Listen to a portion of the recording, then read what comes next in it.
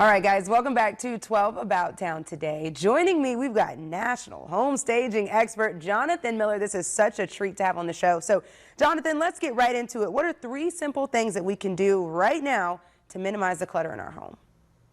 Well, you don't want to call it clutter. Okay. Minimize the chaos. You're going to start by minimizing that chaos in your home, and you're going to start with yourself. You need to start setting daily routines, so then that way you actually start getting used to putting things away, letting things land in one spot, that sort of thing. So then you actually can start getting your home a little bit more organized. You want to schedule the organization as well. Don't just wait for a snow day or for something to happen and think that you're going to get time for that, because you're going to put it off every single chance you get. We all want to relax, and so we have that snow day and we're like, we'll have another one. But put it on your calendar, make it a priority to happen, and then you're going to be great. You're going to thrive. You're going to be efficient in that sense. But then the biggest thing, start from the floors and go up. You want to actually walk around, pick up, and put things away before you ever tear a room apart to organize it.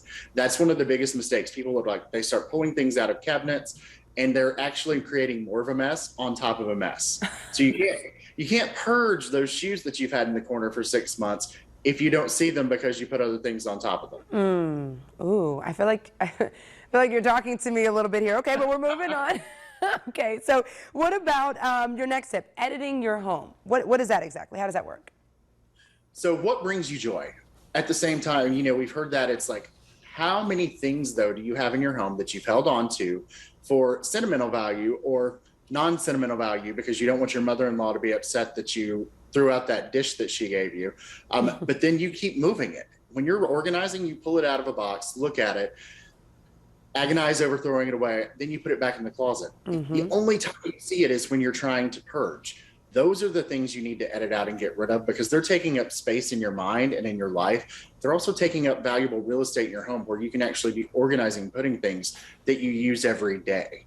So you want to edit and eliminate. Okay, edit, eliminate. Now, step 3, the Suitcase Solution. What is that about? So this comes into evaluating what you have. When you go to your closet, first I'm going to say everybody has plenty of suitcases that you buy for one trip or another. So you've got an extra one laying around there somewhere, a duffel bag, something. Go to your closet, pull out the things that you've not worn in a year. Now, if it's been in there a year, you probably forgot why you haven't worn it. And you may look at it and be like, oh, that's a cute little black dress, and I don't want to have to worry about shopping and buying another one. But put in your mind, think about why you didn't like it the last time you wore it. Did it grip in the wrong way on your hips? Whatever it was, that's why you've not worn it in a year. So it needs to go in that suitcase.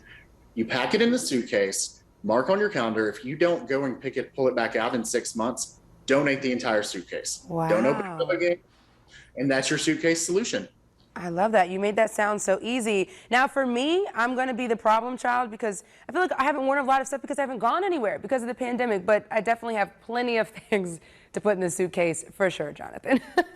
Now, last thing, where can everybody find more information? Like, you gave us some great tips. How can they connect with you?